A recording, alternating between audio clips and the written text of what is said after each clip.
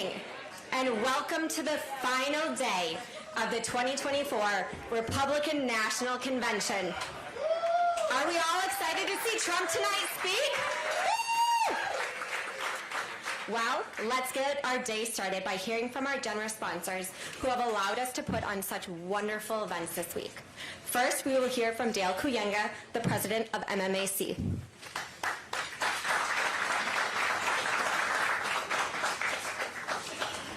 Good morning. Well, it's a pleasure to be here, and it's a pleasure to sponsor this event. The Metropolitan Milwaukee Association of Commerce is located across the street. We represent over 2,300 businesses, and we were founded in 1861, so just 7 years younger than the Republican Party here in Wisconsin. And one of the things that I'm most proud of the MMAC is when you look back in 1991, the concept of school choice was nothing more than a chapter in a book by Milton Friedman called Free to Choose. And what happened here is that there was a superintendent by the name of Howard Fuller who said, this system is not working for the kids. And there was a righteous anger there that said, we need to do something differently. And the business community, led by my predecessor, Tim Sheehy, said, let's try something radically different. And those two, along with some very courageous legislators of both parties, said, let's try this concept called school choice. And today we've seen school choice spread from Milwaukee to Racine, the statewide in Wisconsin, and now it's covered nationally. And what I'm super proud about this room and where we come as far as school choice is it's not debated in Wisconsin anymore, because we understand that this is the social justice issue of our era. If you look back at Frederick Douglass, and Frederick Douglass, how he articulately talks about this story, is Frederick Douglass writes that he was a slave, and he went from being a slave on a traditional plantation to being a slave in a home farther north. And the woman of the house was teaching young Frederick how to read. And the man of the house came home and said, what are you doing? And he said, I'm teaching Frederick how to read. And she said, or he said, never ever teach a black man to read. Because if you teach a black man to read, he'll start reading things like the Bible, and he'll never be a good slave again. Folks, today we live in a community where choice is giving an option for a lot of kids to leave schools and school systems. And right here we have schools in Milwaukee Public Schools where not a single kid can read proficiently. Only 65% of kids are graduating high school, and we have entire schools where we don't have a single kid that read proficiently. So very proud of the work we do on school choice. We do work on many other issues, but that's the number one issue. I want to thank you for your support. That's another one issue that we'll be aligned with for a long, long time, and we have a lot of work to do. And our number one objective this next session is we think a kid is worth the same no matter what type of school system they go to. And right now, a kid that goes to a yeshiva school or a Christian school or a charter school, that child is only receiving $11,000, $12,000, while a child in the Milwaukee Public School, which is underperforming those systems, is receiving over $20,000. So I want to just quickly thank Representative Fitzgerald for his courageous support on this issue for many years at the state level, and other legislators as well. So thanks again for having us, and we're proud to be a sponsor. Have a good day.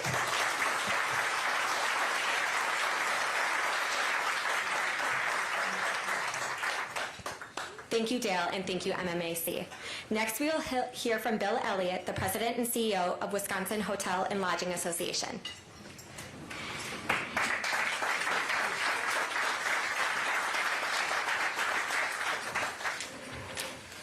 Well, good morning, everybody. Thank you for being here on this last day of RNC. I don't know what you think, but for me, it's been an incredible event so far.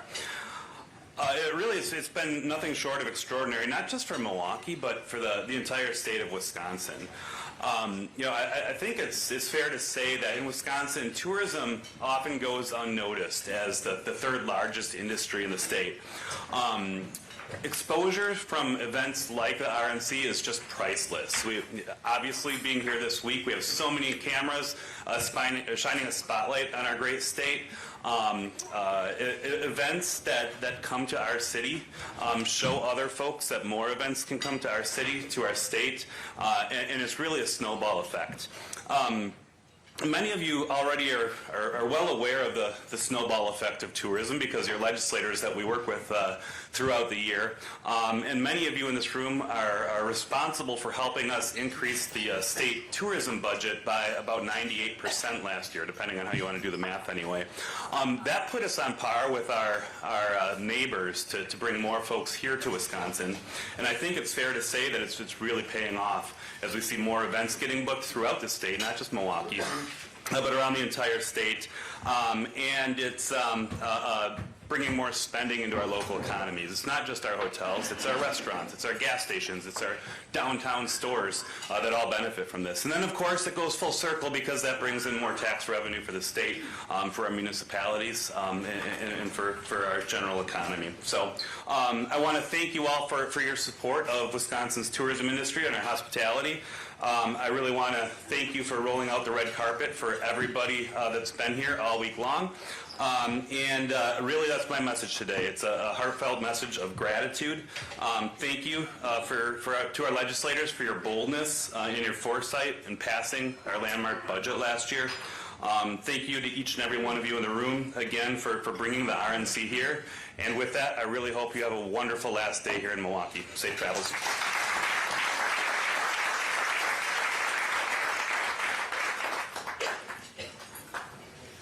All right. Good morning. Last day. This is what we're here for, right? All right. It is going to be a long day. There are some logistics that we're going to have to go over, so please pay attention. I know Brian has gotten everybody whipped into shape, butts in the seats on time, so we're going to have to try to stay on time today because a couple days ago I mentioned that downtown Milwaukee was probably the safest place on earth. I'd like to clarify, be a little bit more specific. In about 4 hours, you're going to be standing in the exact area, the Fort Knox of politics, the safest place on earth over at the Pfister. Forte would like to invite you from 1 to 3 this afternoon over to our event. It all started in Wisconsin, so that's the theme. And as you can imagine, there's a lot of security. So we're going to have to get everyone screened. This event is at the Pfister. It's from 1 to 3. We're going to have buses out front for those that cannot walk. But the Pfister is only 5.5, 6 blocks away. It is about a block and a half past where you have to go for the GOP Express. So it is very close. If you can walk, that's what we recommend because the bus will actually have to leave the secured zone, travel all the way around, and come up to drop you off. So you probably would get there faster walking. All right, but we are going to have the noon buses are going to be there at noon. So we're going to try loading those up all at once, and it's not a cycle, it's one trip over. So we got 2 buses for one trip, or you walk. We're going to have people getting you on buses. We're going to have people checking you when you get over to the Pfister. And if you want to start walking over there, I recommend about 12:30. You start walking over there because you are going to have to get through security. You'll go through a magnetometer, you'll have credentials, you'll get those downstairs after breakfast. And then once the event is done at Pfister at 3, you're a block and a half from the GOP Express to go on up to the convention for the rest of the day. It is your choice if you want to walk back to the hotel and refresh. But when you go in there, I would keep clear bags. Secret Service said less is better. So the less you have going through the magnetometers, the quicker they're going to get everybody through. And as you can imagine, we're going to dump 2 buses off and people walking over, a lot of people all at once. So it will take a little while to get through, so give yourself enough time. So when we depart there, you can go to the GOP Express. They will take you directly up there, or you come back here. After the convention, GOP Express will bring people that want to come back to the hotel, back down to Broadway. After the event, Wisconsin Delegation is invited to the Jason Aldean concert down at Potawatomi Casino. There will be a couple of buses, special buses up there at Fiserv that will take you direct to the casino. After that, they drop you off. GOP Express is done. All right, so Forte has arranged for some shuttles for pickup after the concert to get you back to the hotel. All right, so that will happen after the concert. You'll come out of the exit, and then you will start going through the casino. I think they've done this before. Go outside, inside, through the casino, and it's not a straight shot, but out the front door of the hotel to the valet area parking, and that's where we're arranging to have the shuttles to pick you up. All right, so out front of the hotel after the concert, We're probably going to be running it anywhere from an hour to 90 minutes, so please make your way over there so that you don't get left behind. They said you can stay and gamble as long as you want. That's up to you. Any chips? Depends on what you win. So I know there's going to be a lot of questions. Jordan is going to help out. He's going to send texts throughout the day. But my recommendation is it could be a long day. Once you depart for the Pfister, it's conceivable you don't get back here until about 2 a.m. or so. So just be prepared for the day. Have all your credentials with you. If you see something, say something. If you have any questions, feel free to ask. But we've got staffers that will be kind of guiding you as we go. All right? Thanks and have a great day.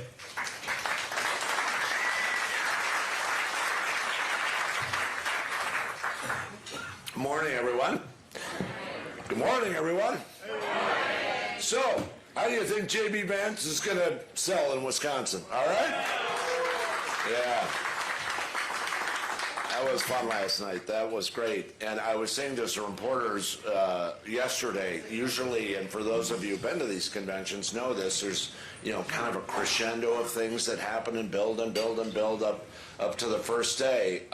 And with this convention, it's like, bam, every day, bam, bam, bam. It's been great every day. And so for those of you who have done this before, it's been terrific. I want to bring up Chairman Brad Courtney to lead us in prayer, as well as Stephanie Socek, the Door County Chair, who also serves as 8th District Vice Chair, to lead us in the pledge.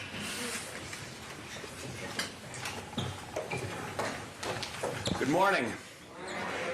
I want to just open up by reading a verse from Scripture, and the Bible also says we must pray for all of our elected officials. 2 Chronicles 7:14. If my people who are called by my name will humble themselves and pray and seek my face and turn from their wicked ways, then I will hear from heaven and I will forgive their sin and I will heal their land, and I will heal their land. Now let us pray. Father in heaven, thank you for this wonderful day you have given us. Thank you for blessing us so much as a nation, and forgive us for being so ungrateful for all these blessings. I thank you so much for sparing President Trump from the assassination attempt. Grant President Trump and his new running mate, J.D. Vance, protection and safety during this campaign. I pray they will seek you in every decision they make. Be with all of our elected officials. Be with President Biden and Kamala Harris and all Democrats too. I pray they will seek your will too, Lord. But Lord, be with President Trump, Senator Johnson, Eric Hovde. Be with Derek Van Orden, Brian Stile, Scott Fitzgerald, Glenn Grothman, and Tom Tiffany. Be with all of our state senators and state representatives. I pray that they will be reflections of your light in all that they do. Lord, we ask that you are not on our side in the political debate, but that we are on your side. Lord, now I ask you to bless our breakfast meeting this morning. I ask you to bless this food to your honor and glory. In Jesus' name we pray. Amen.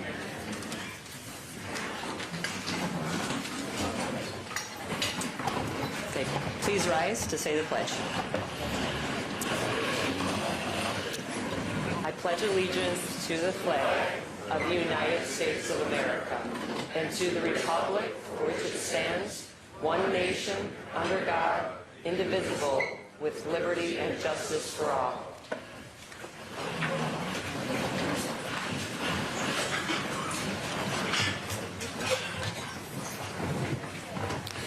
Well, we have an express program this morning because we got to be out of here by 9:30. So, and we also have a very, very busy day, so it's important. I'm supposed to call this guy the Honorable Scott Fitzgerald, member of the House of Representatives from Wisconsin, but we know him as Fitz, so we call him Fitz. And I'll say two things before I bring out. Number one, on our end, we know him as Fitz because he's been an active Republican and a leader as a Republican in this state. And I think that is, he loves Wisconsin. He's part of Wisconsin, born, raised here, business, military. His whole profile has been about Wisconsin. But we need people like Scott Fitzgerald in the House of Representatives for another reason. He's a leader. He's been Senate Majority Leader here in the legislature. And when you're putting together majorities and when we are trying to provide leadership to the country, when you got the House, you got the Senate, and the presidency, you need people like him in the room. Because not only does he have Wisconsin's interests at heart, frankly, he knows how to lead. And that's important at times like this with the challenges that this country faces. So please join me in welcoming Fitz. Thank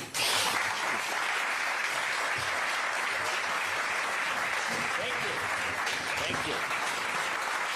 Thanks. Thank you. Thank you. It's good to be with the Wisconsinites because clearly having the convention in your backyard is a much different experience than when you're traveling to another state.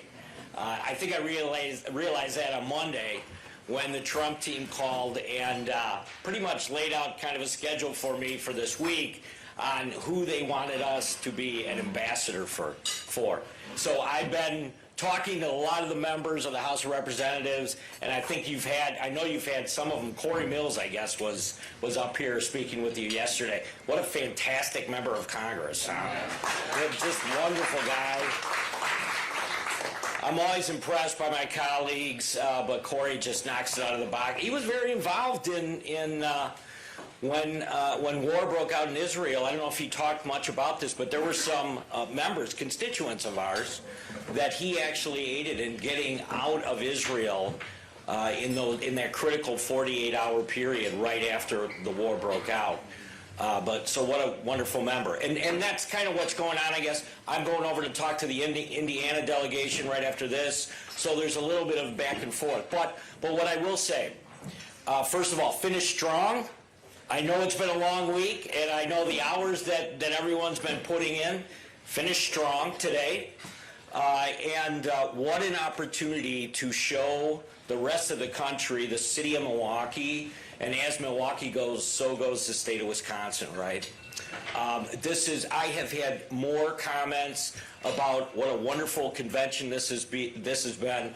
And after being, whether it was Tampa or Minneapolis or in any of the other ones that I've been able to attend, I just think back to those early days as a member of the Center District when we were talking about the Fiserv Forum. And thank goodness there was some vision there, and I got to give credit where credit's due. Peter Fagan was one of those people that was saying, listen, this is not just going to be an NBA arena.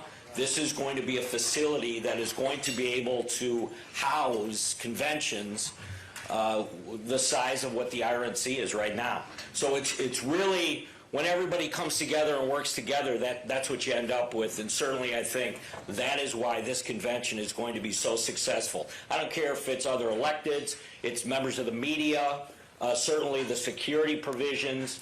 It's just all come together in a wonderful way for this week. So I'm so glad I could be part of it, and I'm glad that you guys are part of it as well. Listen, I'm on my way out, and I know that Brian said we didn't have a lot of time this morning, but the other thing I just wanted to relay, we have seen a shift in Wisconsin like we've never seen before.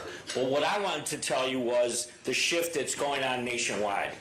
When I talked to members of the New York delegation, right? And New York was one of those states where we didn't know kind of how we were going to do last cycle. We anticipated that there was going to be some close races, and they were. But at the end of the day, we were able to get some members across the finish line in New York. Contrast that with California right now. California, we have members that overperformed in their primaries and now are in a position to actually secure some of the seats that are in play right now very early. So if we've got the East Coast and we've got the West Coast, guess what? We're in a great position to maintain the majority in the House of Representatives.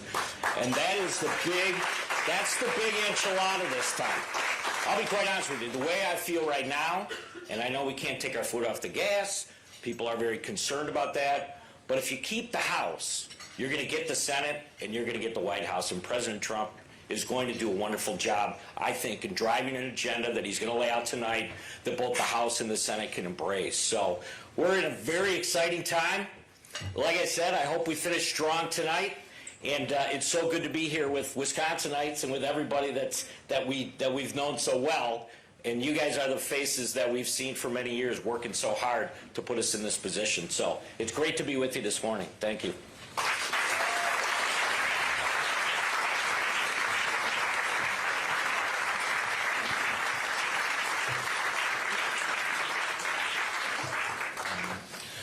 And I want to thank the Congressman for being here this morning. And on a personal note, while you're over at the Indiana delegation, tell them that I said the Indiana Hoosiers suck. You can quote me directly, by the way. So this is a team effort, and I keep saying it's not about a county or 72 counties or 28 counties or whatever. It's all of us. We are one team. And part of the team approach on this is it goes wide and it goes up and down, and it really is very, very important that what we do is a team locally on a statewide level and nationally. And with us this morning is Clayton Henson, who is the Senior Deputy Political Director for the Trump campaign. And there are a couple of things I like about him. Number one, he gets it. He gets it. He understands what this is about. And number two, he's knows Wisconsin. He and I were on the Trump recount team together 4 years ago. And so he understands Wisconsin. He's not somebody who got dropped in and has no idea what he's, where he doesn't usually need a map to get around the state. And so that's helpful. So I appreciate those two things about him. And he's a really good guy. Please welcome Clayton Henson.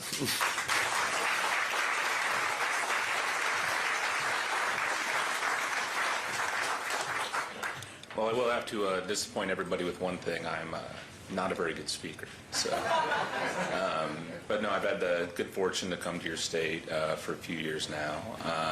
Look, my background, I was with the president in Ohio in 2016. Went to the White House for a couple years. Was on the campaign in 20 as a regional political director. Obviously covered Wisconsin then. I was able to get back with the president's team in 2022, and the only reason I'm a senior deputy political director is I've been around longer. So, but very much appreciate your state and how good it is to work with your party. The chairman is just very good to work with. His ED I've known a long time as well, and having a good partner in the state is very important.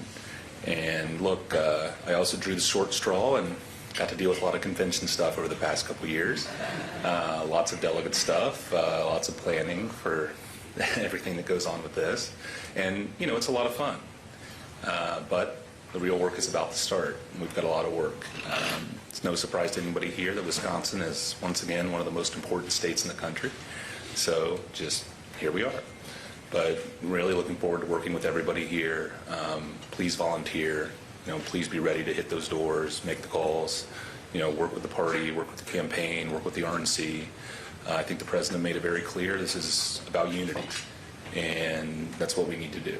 So thank you, everyone, and I'll see you out there on the trail.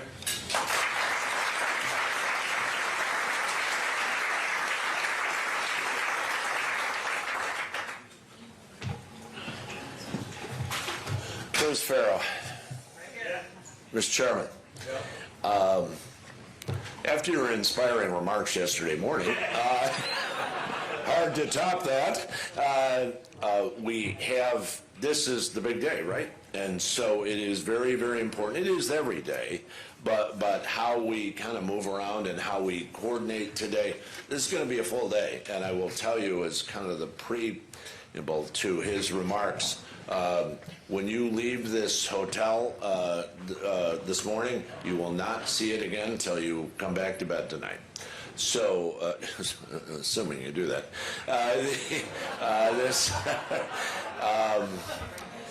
it's so when the clock starts today, the clock starts today. And we will have a very, very busy day. And I want to have Chairman Farrow talk about some expectations over on the convention floor today and some of the things we need to do. Paul. Thank you, sir. Hey, good morning this morning. How you doing? It's the kinder, gentler Paul this morning. You guys knocked it out of the park. Thank you so much. You know, I will tell you, we got compliments from the staff. They said everybody was there. You guys were packed out. We got a shout out from JD on Wisconsin. You guys were loud. The cameras were on us, and it was great to have you all there. So the two quick things. Again, if you can get there as close to 4:30 as possible. The lines are getting really busy. I got all the texts from people. I want to be there, but I'm in line. I'm just going through security. We get it. We just wanted to make sure that you guys understood. I'm going to ask one last favor of all our delegates. If you haven't partnered up with your alternate delegate to get him on the floor, please get him there tonight. Let him experience this. Start out early if you can. If they can start out and get there at 4:30 for you so you can take a little more time, great. I would say we've got to get everything done by about 7 o'clock. Then you got to be in your seats. Things are going to start locking down. As you saw the delegates on the floor, we get inundated with the press where we're located. Poor Candy, I've kept apologizing for her. I said, I'm going to just manhandle you. I'm going to move you around so she doesn't get hit by a camera. We had a couple of people trip in our area because the media was moving all around. They're working out some logistics on that. But bring the energy tonight. This is it. So, delegates, I'm asking you, please, if you can reach out to your alternates, give them a chance to come and experience the floor. Like I said, between 4 and 6, 4 and 7:30, give them an hour down there to see what it's all about. I would appreciate that. We're going to have a good night tonight. It's going to be fantastic. And as Brian said, we're leaving here at 1 o'clock and we're not coming back till tomorrow. So have a great day. Enjoy it. We'll talk to you later.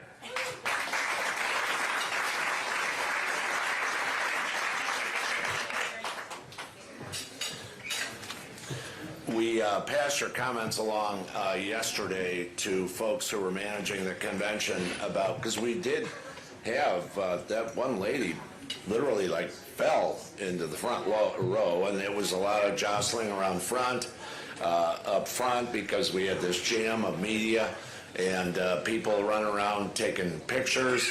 And so we had, that could have been a lot worse. So we don't want that. And then there was a little back and forth with one of the media folks and their cameraman, which I got involved in. And so we're not, but it's very, very important tonight, as it is every night, that this goes smoothly. A couple of things. I want to,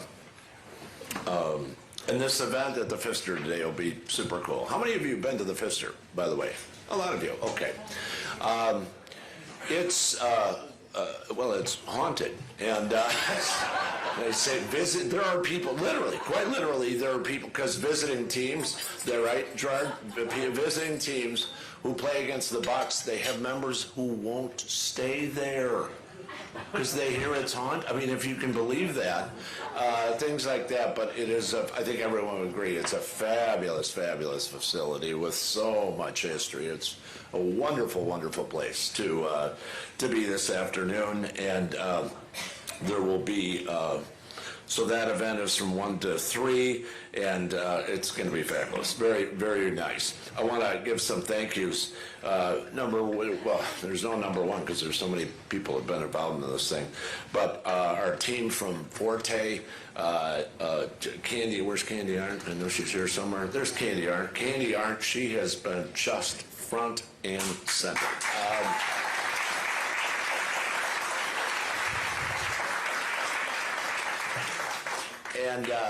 And the great thing with Candy is when she needed help, or if there was something I need to do, she's so. I mean, Candy is. When she calls me, she doesn't suggest things. She just tells me what to do, and I do it. That's simple, and then it all comes out okay. And so she has been fantastic, and our team from Forte.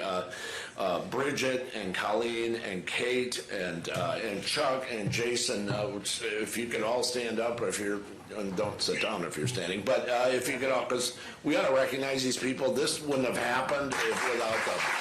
They've been phenomenal. She's just really, and I bring that up particularly because as big as this convention is, right, just doing what we're doing here today and what we've had with the hotel and everything else has been months and months and months in planning, literally hundreds of logistical details on pulling these things off. So it's great. Now, what time were you notarizing yesterday, Norton, or Jordan? Okay, now I'm going to advise all of you to be a notary. And here's why. Now, number one, Jordan, and everybody knows Jordan Wildman at the state party, and he is a rock star.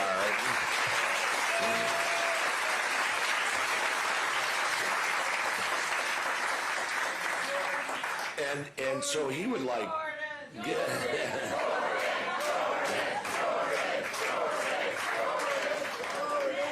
And he's like the nicest guy ever, and he's one of those guys where it's even Steven, right? There's not all of this stuff that's for me.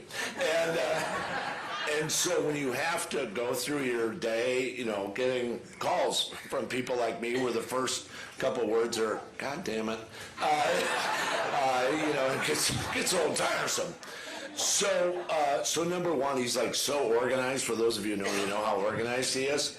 So yesterday, and the reason I make the notary comment is he's a notary, and so guess who he was in the room notarizing documents for yesterday? The next president of the United States.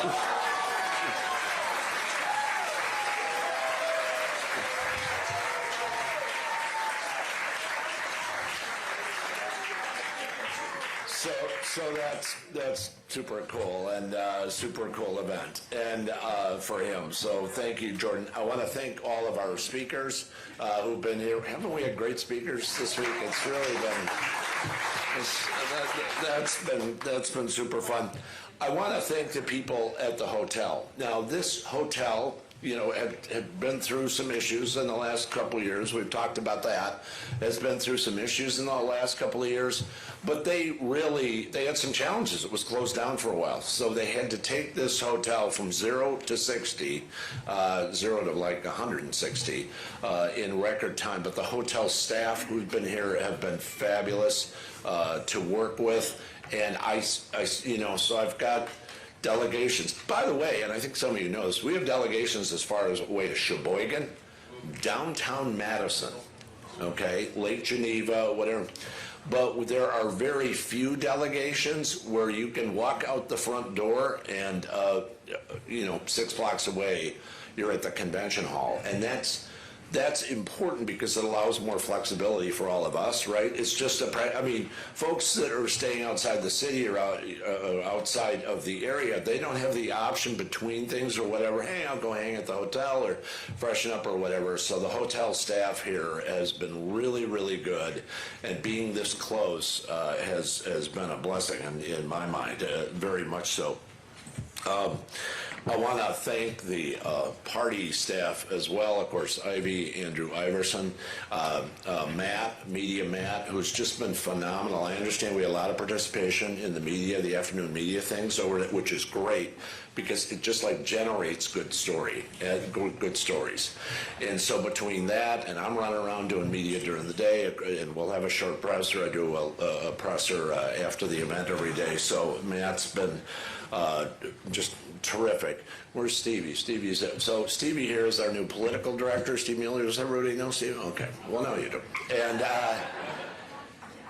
And talk about drawing the short straw. So he's been staffing me all week as we run around outside of the building. So if there are gray hairs coming in on his young head, it's because we've been running around like crazy, but he has been terrific. So thanks, Steve. I mean, you've been terrific. Honestly, you've been great. And this guy is going to be guaranteed, this guy is going to be running state parties in the next couple of years because he's so good and was in Iowa just before he came here. So The Hawkeyes suck too, and but he's good.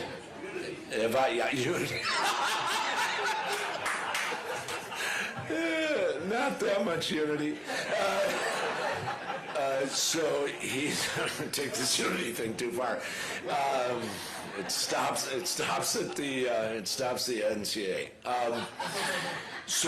It's great. Now, with my week, because I have convention responsibilities and also doing media and speaking at events, which all over Milwaukee, and there are two guys, Mitch Ross and Ed Ciano, who we brought on to help make sure that I was getting where I was going, to make sure we had a secure situation at the hotel, which we have. And these two guys, I'm telling you, it's great. I did not know them before this, by the way. They're both retired Milwaukee cops. And just Ed and Mitch are just, I feel like it's one of those things where you work with people like a lot, for hours, all day long, for like 3 or 4 days, and you feel like you've known them all your life. And Ed and Mitch have been, honestly, Steve would agree, they've been lifesavers this week and have helped us get around Milwaukee, because they know the city cold after decades with the Milwaukee Police Department. And I love these guys. And so let's give them a round of applause as well.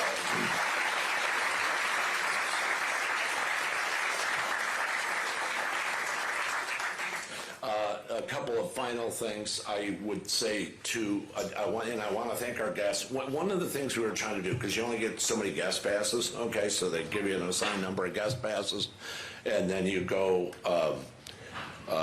try to get others to add on to provide more opportunities, which is hard to do, to be honest. It doesn't come easy, but what I wanted to do, and this was my attitude about the debate too, was I wanted to get as many grassroots folks from around the state as we did with the debate. I mean, I was inviting as many grassroots people as we could, because I think that is very, very important. It really is important.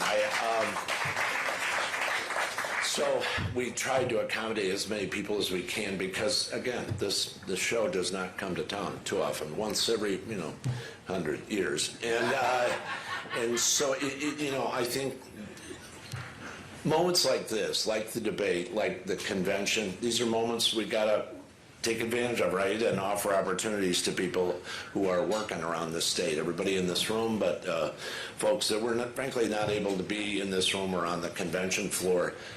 What an experience, right? Honestly, it's just almost, in Gerard, who was super helpful in getting the convention here, we won't be through this again, right? I mean, it's just, right? And so to have that experience, and frankly be able to share that experience with people who are not delegates or alternates. For those of you who are delegates or alternates, either elected at your district levels or people who are on the state list, I want to thank you. And I understand, as exciting as this whole thing has been, I think it's fair to say it's been exciting.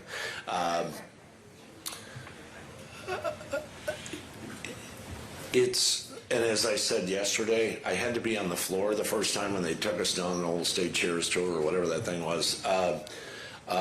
It took me, as long as I've been around, it took me kind of doing the tour thing and sitting on the convention floor it was just, I don't know whose seat it was, but a seat, and just kind of sitting back and going, wow, this is it. This is the biggest show on earth, literally the biggest show on earth. For 4 days. So I want to thank, and I also know and I appreciate the fact that for delegates and alternates, as exciting this is, it's also a financial sacrifice, and it's also a time, you're away from your families or work or, whatever that might be. So I honestly, I'm grateful for all of you. I think it is, thank you very much.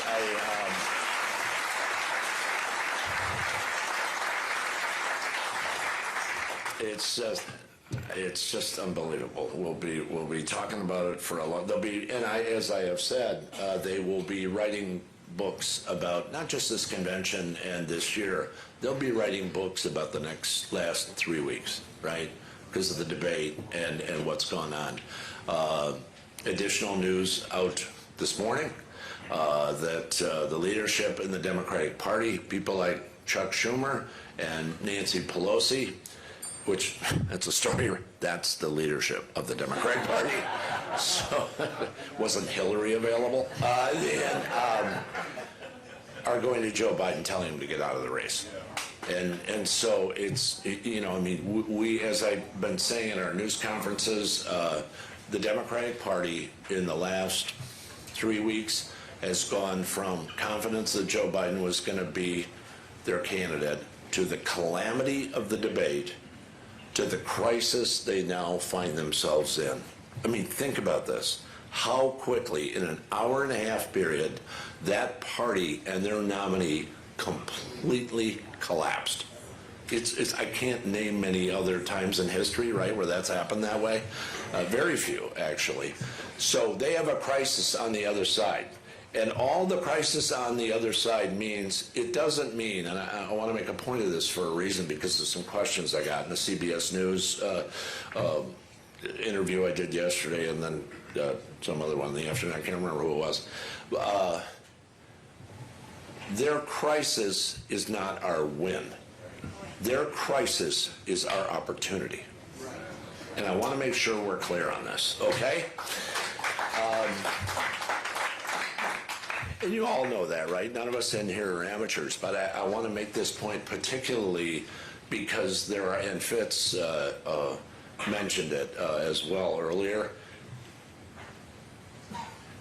If I ever hear, and this is just me personally, but if I ever hear somebody saying, oh, Democrats are a complete mess. I keep saying Democrats are in distress, the party's in panic, which both are true. But there isn't anybody in this room, or anybody we know, or anybody out there that ought to be saying, oh, they're done. They're done. We're going to win. Has anyone heard that, by the way? Anyone here, right? I mean, there's been some people who say that.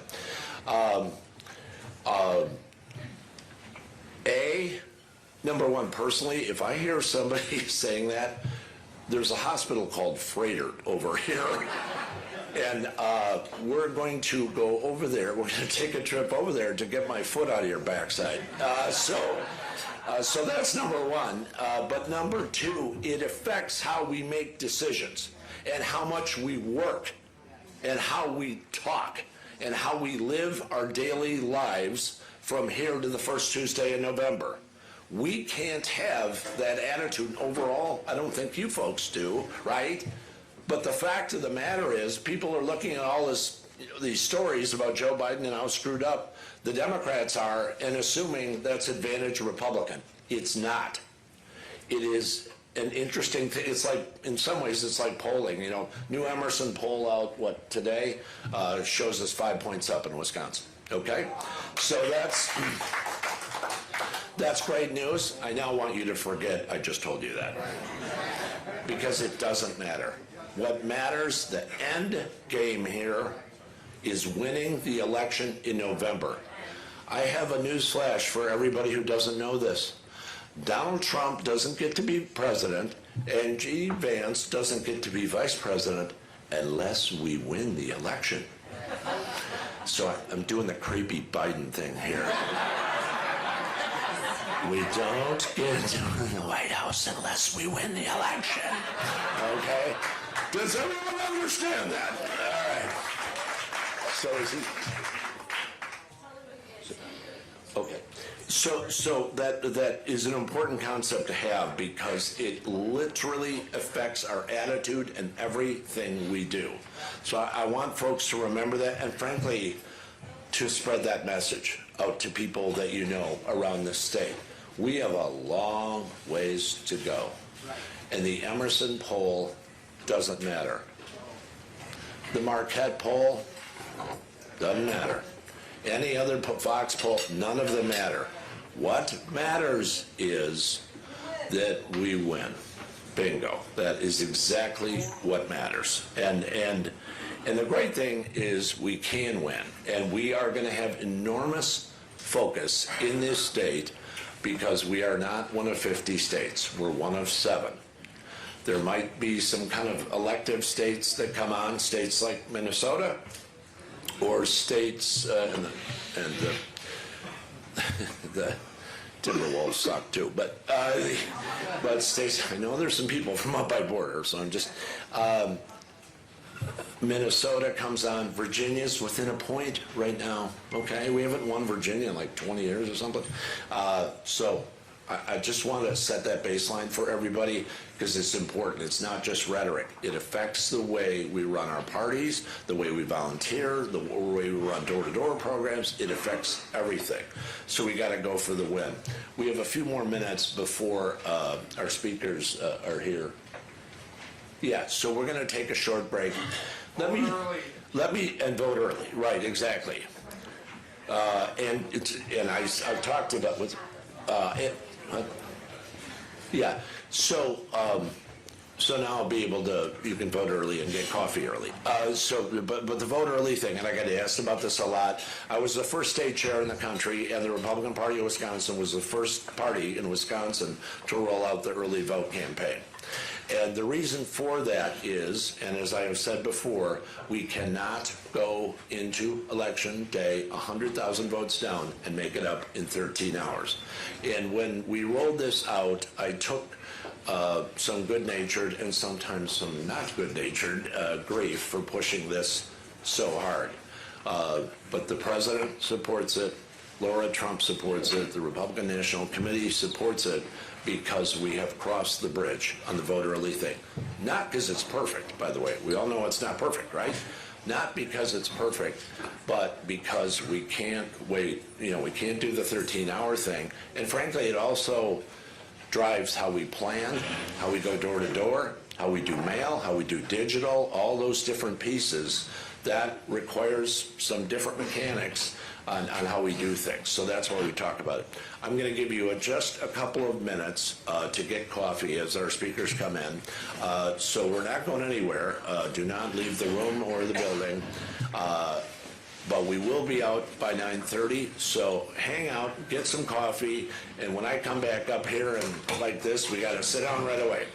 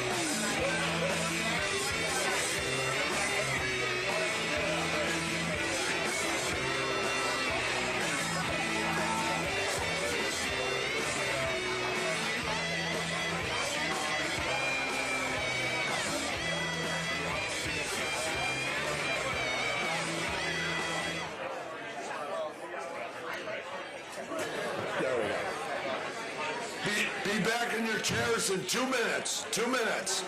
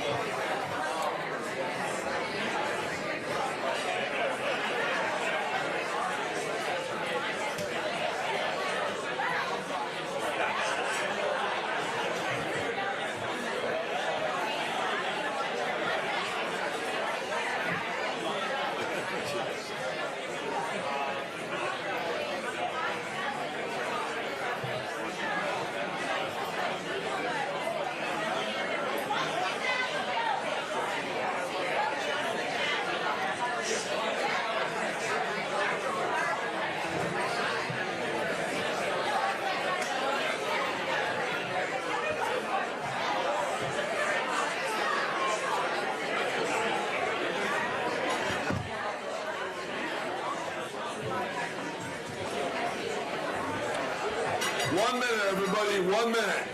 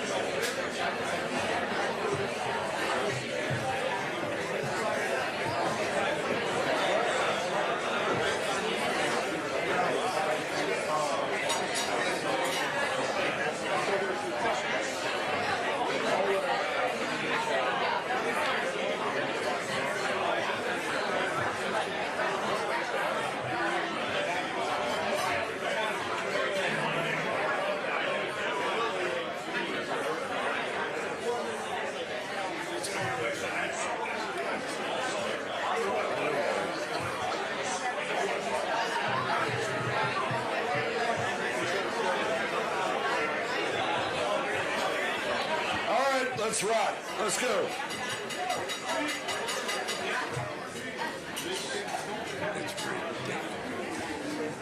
So, when I introduce people, including important speakers, I don't like to read off their bios because that's kind of clunky, right?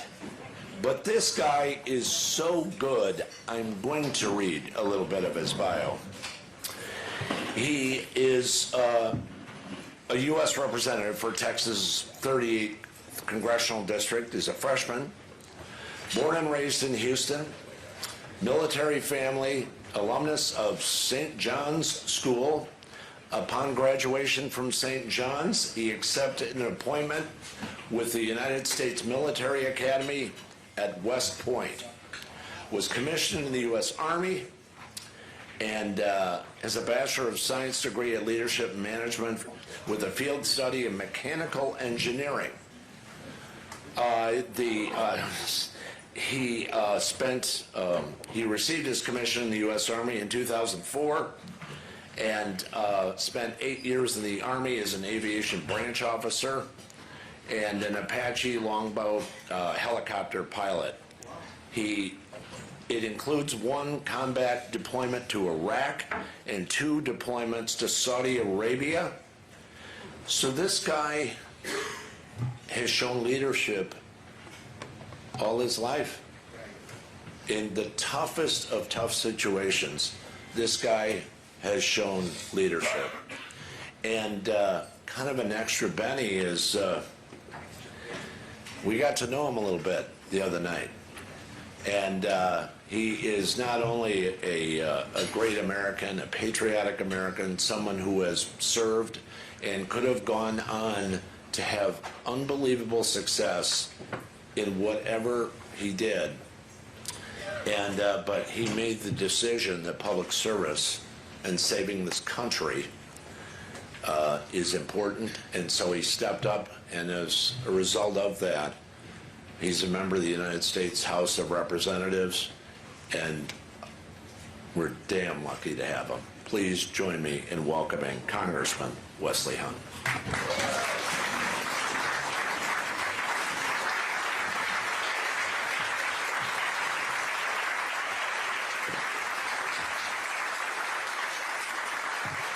Thank you.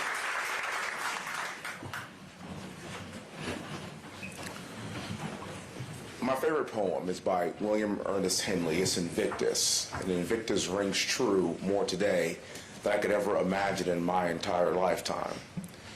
It goes, out of the night that covers me, black as the pit from pole to pole, I thank whatever gods may be for my unconquerable soul.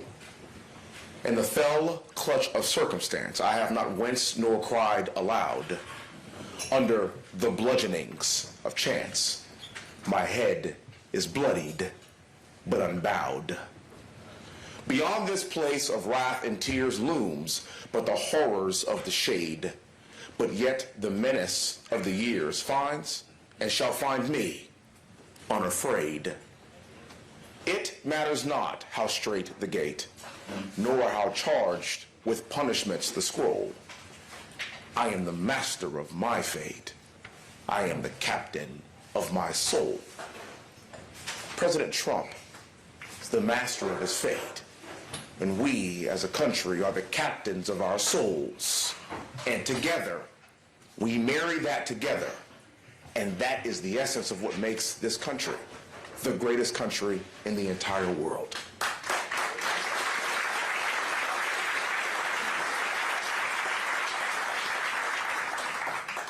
I love weeks like this because I have the opportunity of being surrounded by all my fellow patriots. You see, I don't care what state you are from. I don't care what part of the country you are from. What I care about is the fact that we are all our fellow Americans. And we have the opportunity here in November to save our country. But what makes our country so special is the idea of brave men and women that raise their hands and choose to defend this country against all enemies, both foreign and domestic. Less than 1% of our population chooses to do that for everyone else. My family is a military family. My dad's a retired lieutenant colonel in the Army, served over 20 years in the Army. My sister went to West Point, my family first, class of 1993. She went on to serve 23 years active duty as a military intelligence officer. All along. She's truly one of my heroes. She went on to get her master's degree in applied mathematics. And as a major in the Army, she was a professor at West Point, while both my brother and I were cadets at West Point. Hold on, don't clap for that. I had to salute my sister every single day. It's a damn shame. It's a shame. She will forever outrank me. It's terrible.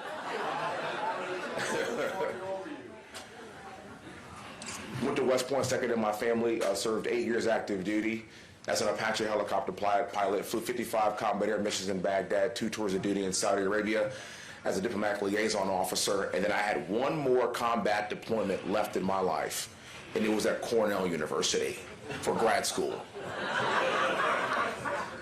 It's combat, because it's really cold, and it's really liberal, but my greatest accomplishment in my life is to leave Cornell University earning a master's in business, a master's in public administration, and a master's in industrial and labor relations. I did 3 master's degrees in 4 years.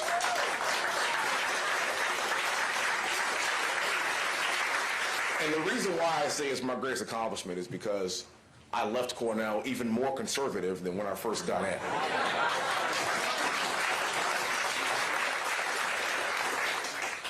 My brother is 10 months and 8 days my junior. He's also a West Point graduate, class of 2004, right after me. Unfortunately, he didn't follow the rules of the family. He's the black sheep of the house, and I'm black. He's literally the black sheep of the house. Because he got to West Point and he went into the Navy, unfortunately. And, see, we got a Navy. There's one Navy guy in the room, of course. He went on to Harvard Business School to get his advanced degree, and there's 60 years worth of military service just in my immediate family. I'm very proud of that.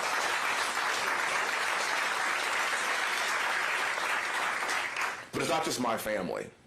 It's thousands of American families that lend their sons and daughters to defend this great nation. My great-great-grandfather was born on a plantation, Rosedowne Plantation. Rosedowne Plantation is 30 miles north of Baton Rouge, Louisiana. Rosedowne Plantation still exists today. Three of his great-great-grandchildren went to West Point and graduated. 3 of his great-great-grandchildren served the United States military. At one point, all 3 of us were deployed in Baghdad in 2006 at the same time for 2 months. One of his great-great-grandchildren, me, stands before you today as a Republican from the great state of Texas in a red district that President Trump would have won by 25 points. I won by almost 30 points in a white majority district in a Houston suburb.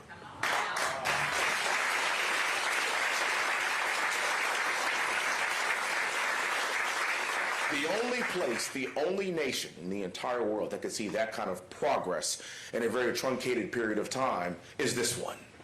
And it is our goal to continue this progress for the greatest time to be an American is right now. Even on our worst day. Even on our worst day. It's incumbent upon everybody in this room to understand one thing. We have to continue to fight for this nation for every single generation, because it only takes one generation to lose it all. And that's exactly what November is all about. 14 of my West Point classmates are no longer with us. They were killed in the global war on terror. These brave men did not see the age of 26 years old. They were white guys too, by the way. And when they gave their last full measure, they didn't do it for black people. They didn't do it for white people or Hispanic people or for Asian people. They did it for all Americans.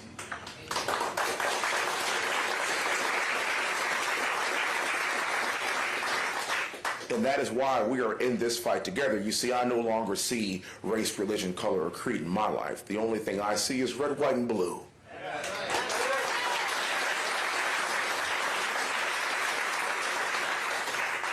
You can imagine I have a lot of West Point stories, but my favorite is a story of Trophy Point, or also known as Battle Monument. Trophy Point is a majestic piece of granite at West Point that overlooks the Hudson River as it makes a meandering southern bend toward New York City. Trophy Point is surrounded by Civil War era cannons that are buried into the ground muzzle first. And why, might you ask? Imagine entering a country at Civil War. Imagine going to West Point and serving with your classmates and dining with your classmates and training with your classmates. But if you were from the North, you left West Point and you went and fought for the North. And if you were from the South, you left West Point and you went and fought for the South. You literally had West Point classmates that were killing each other because of Civil War. The reason why those cannons are buried into the ground muzzle first is to commemorate the notion, or to commemorate the idea, that we will never aim our cannons at our fellow countrymen again.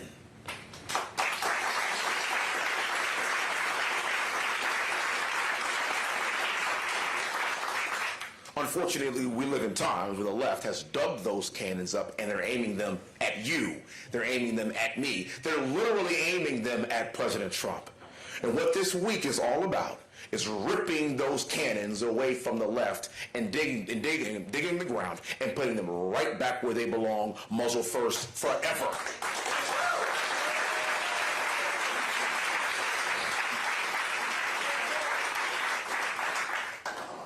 I've Su-55 combat air missions in Baghdad in an Apache helicopter. I've been shot at. 55 times I said the Lord's Prayer before I crawled into that helicopter, because I wanted to be right with God in case I didn't make it back alive.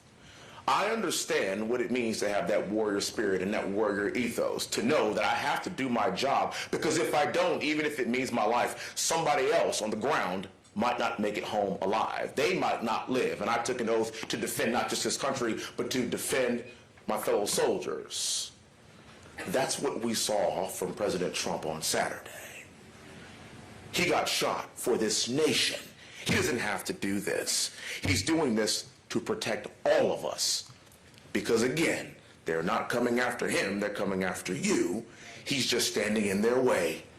And the resolve that we saw from him after he got shot, the first thing he wanted to do was make sure he had his shoes back on,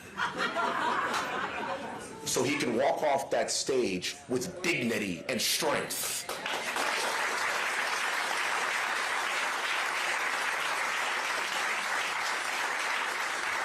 And then proceeded to fight off servicemen and women to make sure that he let the world know that he and this nation will continue to fight, fight, fight.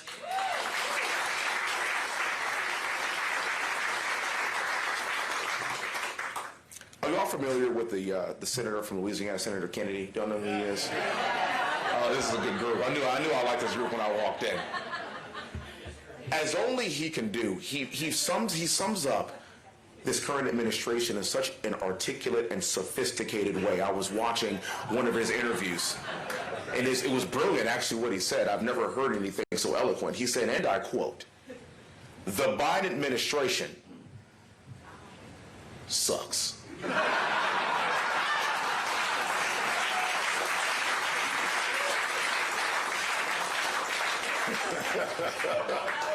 That's it.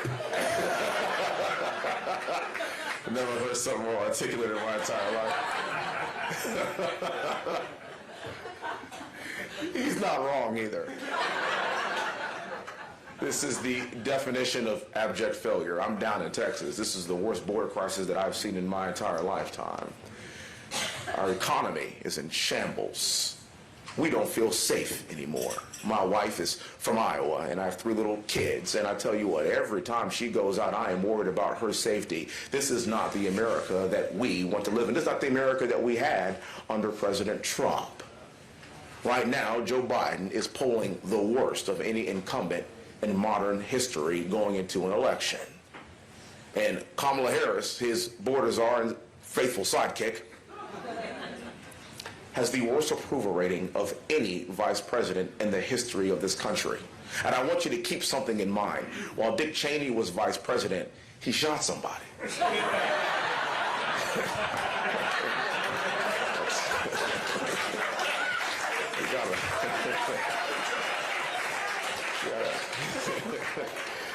You gotta work pretty hard for that, don't you? It's a race to the bottom for that. But I have a very bold prediction, and I know that President Trump is going to win here in November, because we need him. Not just us, the world needs him.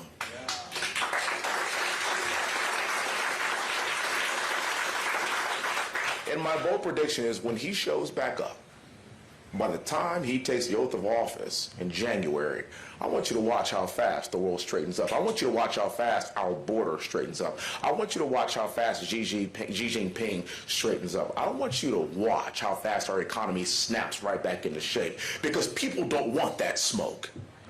They don't want to deal with this. And this is round 2, and on day 1, he knows exactly what he is doing, and the mission for him is to save America.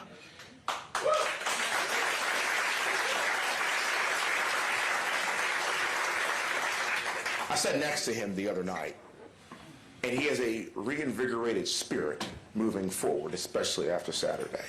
You see, God spared his life for a reason, for God is not done with him, and God is not done with this country yet.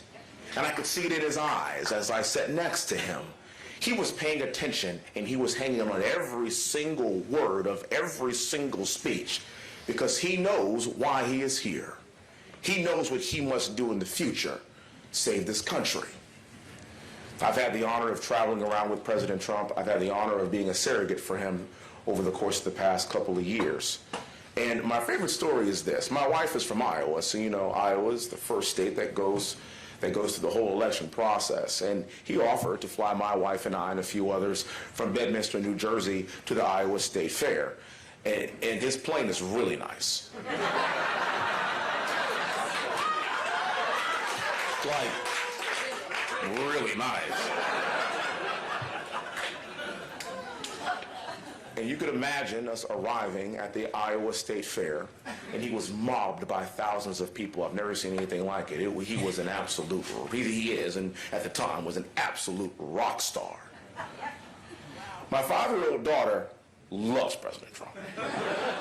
And it's actually in large part because of Home Alone 2, when he makes his cameo. During Christmas time, they watch that movie every single day, and all you hear, Donald Trump's on TV, Donald Trump. It's like, but she never got the opportunity to meet him, and I really wanted to introduce her to him. At one point, there was a break in all the madness and all the chaos, and he was in full President Trump mode, shaking hands, full campaign mode. Y'all know how he rolls. And at one point, I was able to tap him on the shoulder. I said, Mr. President, I want you to meet my daughter. He goes, well, where is she? And he looks around. And I said, she's right here. She's 5 years old. He looked at her, and his whole demeanor shifted. Who he was changed in that very instant. He looked at her, and then he scooped her up and picked her up and gave her a big hug. And he said to her, your dad and I are going to do whatever it takes to make sure that you have a future so you can be whatever you want to be.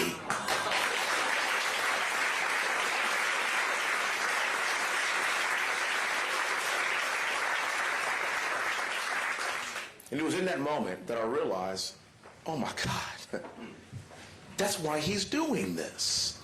He's doing this for my Victoria, for my Olivia, and for our little boy Willie, and for your children, and for your grandchildren, and for Barron. That's why he's doing this.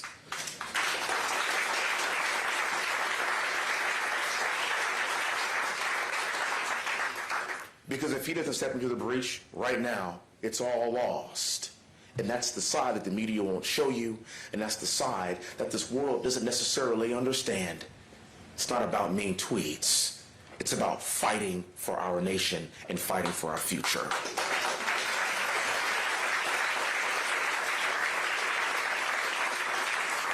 While I know we live in quite precarious times today, I'm here to tell you that this country has been in way worse shape.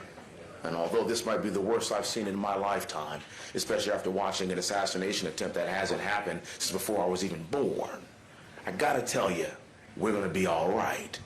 And we're gonna be all right because this is a nation that went through a civil war and ripped itself apart in the name of slavery. And yet we still stand strong as Americans, as a nation. This is a country that became back-to-back World War champions, and the reason why the international language is not German is because brave men stormed the beaches of Normandy in a barrage of machine gun fire to rid the world of fascism. You're welcome, world.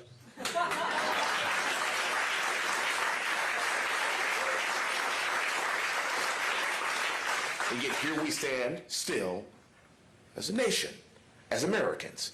This is a country that went through civil rights movement that my parents were a part of. My parents are alive. Well, my dad just turned 75 years old 2 weeks ago. My father grew up in a segregated South. He grew up in a segregated New Orleans. My dad never spent a day of school with a white person. Think about that. And in spite of all that, here we are standing strong as a country, as one. This is a country that went through the Vietnam War, where we had brave men and women that served this country, and I don't care what war it was. They served this country, and they came back to this country, and they were spat on by fellow Americans. And I came back home to a hero's welcome. They never got the welcome that they were due. In spite of it all, here we are standing strong as a country. This is a country that went through 9/11. I was a sophomore at West Point when that happened. When that happened, I knew my life would change forever because I knew I was going to go to war. Do you know that for the week after 9/11, you could not go online and buy an American flag because they were all sold out? Think about that. And here we stand strong together as a country. And if we as a country can survive all of that, I can promise you we will survive Joe Biden.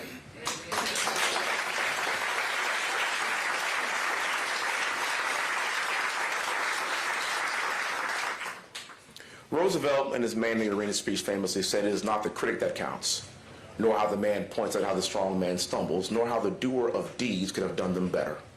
But the credit belongs to the man who is actually in the arena, whose face is marred by dust and sweat and blood, who strives valiantly, who errs, who comes up short again and again, because there is no effort without error and shortcoming, but who actually strives to do the deeds, who knows great enthusiasms and the great devotions, who spends himself in a worthy cause, who at the best knows in the end the triumph of high achievement, and who at the worst, even if he fails, at least fails while daring greatly, so that his place shall never be with those cold and timid souls that neither know victory nor defeat."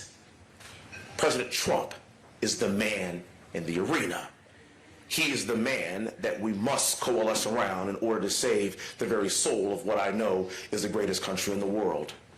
And when I'm surrounded by my fellow patriots from all over this great country, regardless of what state you are from, I have a reinvigorated spirit in my own heart and in my own soul to support the man in the arena to save our nation. And that's exactly what we are going to do.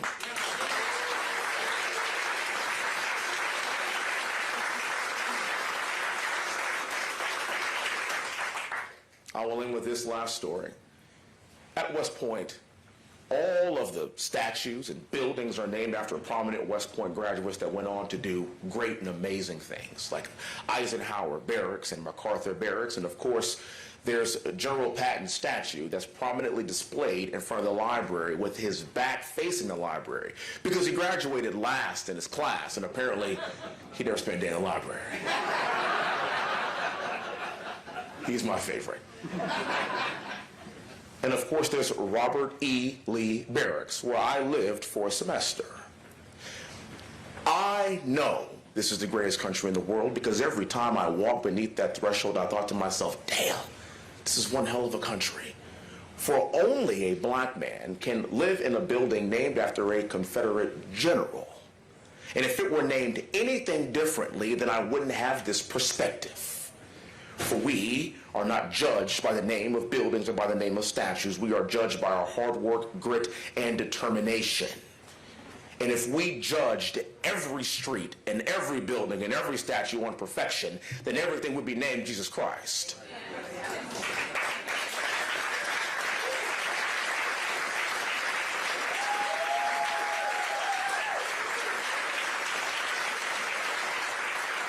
It is that very history that doesn't make me sad. It doesn't make me woke. It makes me glad that we as a country have come this far in such a short period of time. Don't ever forget that we are all in this boat together. Thank you so much for being here. Thank you so much for having me. And may God bless the greatest country in the entire world.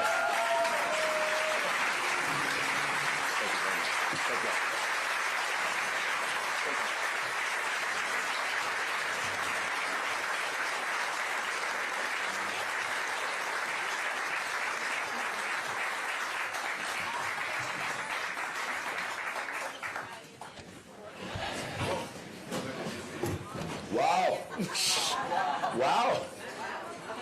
I just shook his hand. I mean, this is a West Point guy. I just shook his hand and gave him a slap on the shoulder, and I think I dislocated a finger. How about Wesley? How about this guy?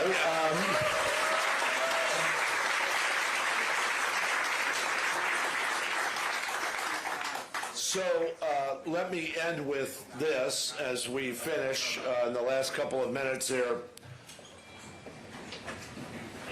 We wouldn't be here without this guy. It's literally the Republican National Convention. It could have been in 100 cities, right? we wouldn't be here without this guy. And I mean this kind of literally because the convention is here in Milwaukee and Wisconsin. And I will just tell you, I'm damn proud of the fact that we hosted the convention this year. I think this was...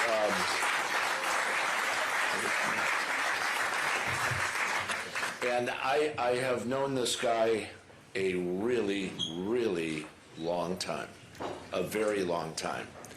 And while I may be a few years older than this guy, I've learned so much from him. I've learned so much from him, really, and I honestly mean that. And in addition to making sure this convention came to Milwaukee, this guy is fair to say, a type A individual. I mean, saying this guy is a type A individual is like saying the Hindenburg had a rough landing. This is a really type A guy. But the other thing we've learned, in addition to the fact that he brought this national convention here, is that this guy changes things wherever he goes for the better, which is sometimes tough to do in these roles. And I'm just so proud of the fact that I know him and I've known him, and you have all known him for a very, very long time.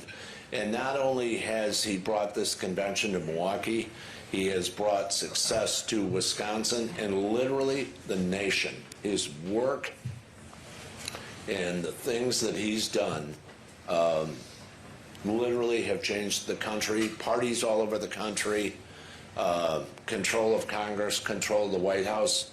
It's impossible to list it all. He's so good. Please welcome Chairman Reince Priebus.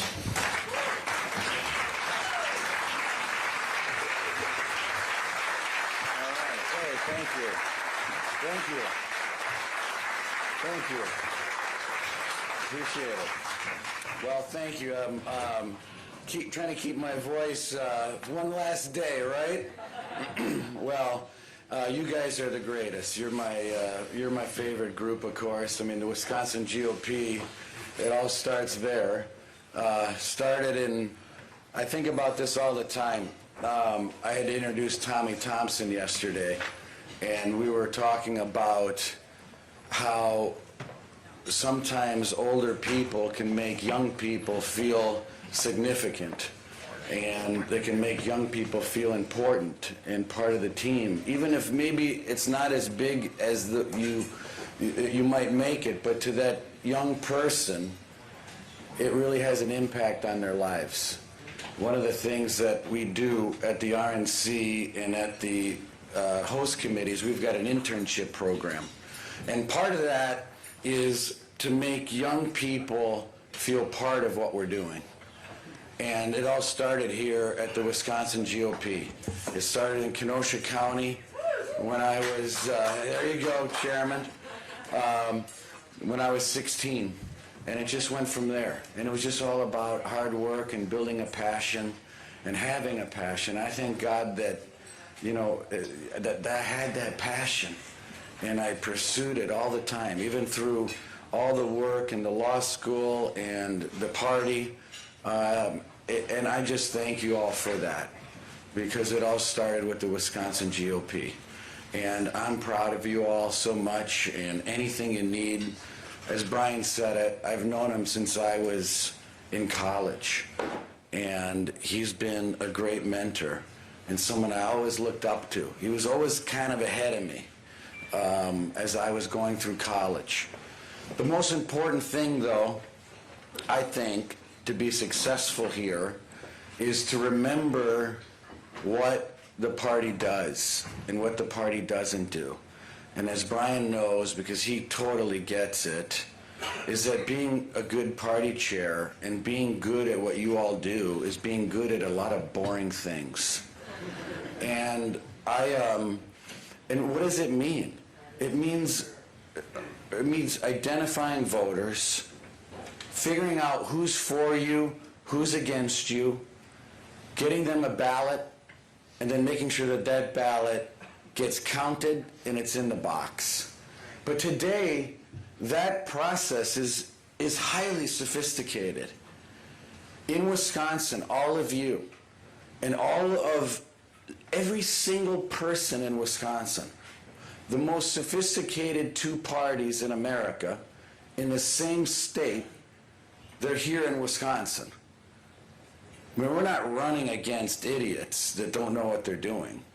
They're sophisticated. And this is a sophisticated party.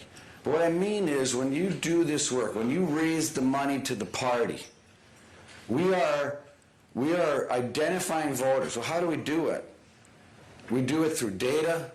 We do it through consumer data, voting records, licensing, magazine. I mean, 10,000 points of consumer data on every single person. We know what beer you drink, what car you drive, how much money you make, how many kids you have, how old are they, whether you miss a mortgage payment or not. We know everything about you. And with that data, we can identify what your propensity is to vote for our candidate or the other candidate. So when you think about this process, and I'm going to be very short, but I said it was a lot of boring stuff, right? You think about this process, and this is a process that, as party leaders, you have to be excited about. If you're not excited about this process, then you have to, because otherwise we're not doing what we're doing. So let me just very quickly walk you through this. So I've got data. I've got data on this table. Okay, you're 90%ers for Donald Trump. What are we going to do? We're going to get you a letter that says if you sign this and put it back in the mail, the clerk where you live is going to send you an absentee ballot. And then when you get that ballot, we're going to find out whether you turned it in or not. If you didn't turn it in, we're knocking on your door. Mrs. Chairman, we sent you a ballot. We sent you a request form. You didn't turn in the request form. Can you turn it in?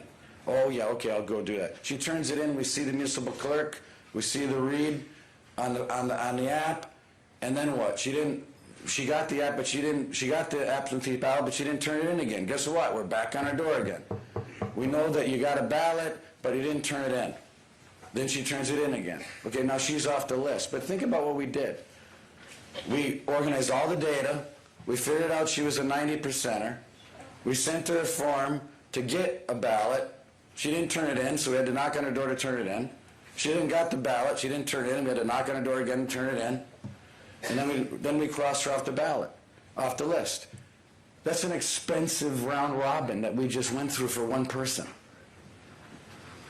The problem, the thing that we have to motivate people to do in our parties, and what I know Brian and the team here get totally, which is why you are all a very sophisticated party. We have to get the people in Wisconsin that have the ability to help fund this effort excited about boring stuff. We have to be a process-crazy party. We can't, it's not about being candidate crazy. But sometimes, if our major donors are excited about candidates, that's great. But we can't have a cocktail reception with Marco Rubio or whoever every time we want to go raise some money. What happens in the Democrat Party, we'll go in a room, we major donors say, guess what, I figured out how I'm going to identify 25,000 new voters in Wisconsin, and this is the data that we're going to use. They're like 40%ers, but here's the issue. I've got a team of about 2,000 people that are going to work on this project. It's going to cost about $3 million, and I need you to fund this project. And what do? They give them money. And a lot of times in our party, what we do is we're going to do this project, boom, boom, boom, boom, boom. Oh, wait, hang on. Who's the candidate going to be? I don't know if everybody, the debate, the candidate crazy nonsense. The party is a party that has to be obsessed with this process and get excited about what margins can do in winning elections. 40,000 people will decide this election in 3 states. That's it. We don't have a national election for president. We have an election in 6 states that will determine who wins this election. And we're going to be able to do it. And we have the resources to do it. We've got the expertise to do it, but you're all the people that are going to lead this effort. We're going to lead it through volunteers, but we're also going to lead it through paid doors, paid help as well, both on the ground. Because there's nothing more important right now other than our faith, our family, and then our country. And that's what brings us all together. That's what binds us all together here. We've got a passion for our country. We've got a passion for our family. We've got a passion for our faith. And that's what brings us all together. And I appreciate you all so much. We have had a great week. I think you know one of my roles is to chair the host committee. And it's complicated. You always wonder, well, who's in charge? What's going on? It's really pretty simple, except it's hard to understand the mechanics. We raise the money for the convention. We are a 501c3 nonprofit. This is a community-based effort in the state of Wisconsin, the city of Milwaukee, that raises the money. We raised $87 million to put on this convention. And thank you, Gerard. And we executed and we succeeded. We have over 4,000 volunteers here in Wisconsin. You've seen them all. Many of you are here who've really led this effort in an amazing way. And I appreciate you all so much. But the execution and making sure the programming's going well, the RNC did a fabulous job on the program, the Trump campaign, who really is running a beautiful program every single night. I want to thank you. I know we're short of time, but anytime you need something, anytime you need help, anytime you need someone to come in and help you raise a few dollars, I'll do anything you need. I'll do, number one, Wisconsin GOP, Brian, the team, I'm here for you anytime. I hope you have a great last day. I know you're going to be busy today. I might stop by your reception at the Pfister later this afternoon. I hope that I can see all of you and have a longer conversation. So God bless you and thank you so much.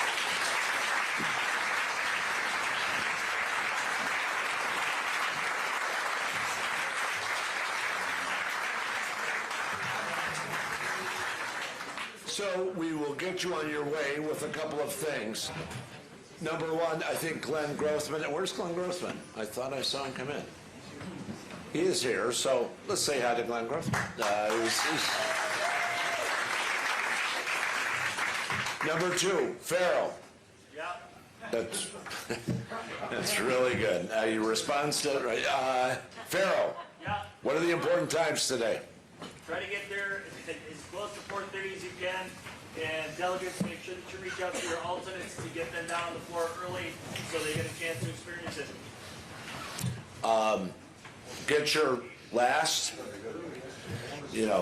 today is it, down in the lobby. And again, when you leave this hotel, you will not see it again until the end of the day after the event at Potawatomi. Pfister, we are at the Pfister from 1 to 3 in the Imperial Ballroom, which is wonderful, by the way, for the those of you who have not been to the Pfister. Convention Fest, if you get a few minutes today, go through Convention Fest. There's actually a lot of cool stuff there. And we want to support Milwaukee and the folks, the businesses who have stepped up, and they have stepped up, to have booths there and things of that. I have been saying that, finally, that you will never experience this again.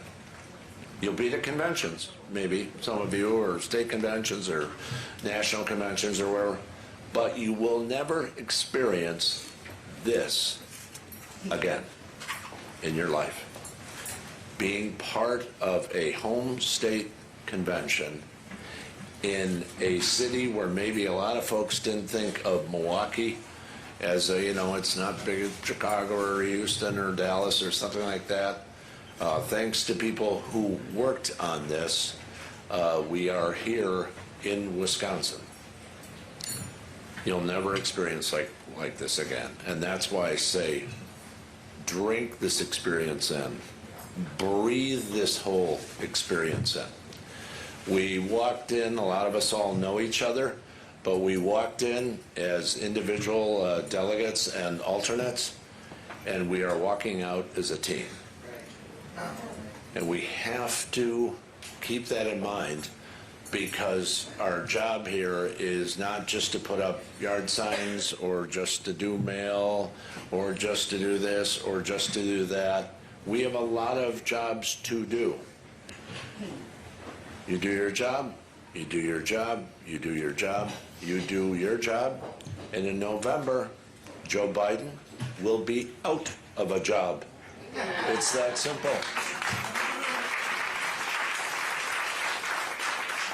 And so thank you for everyone for being, this is our last morning together.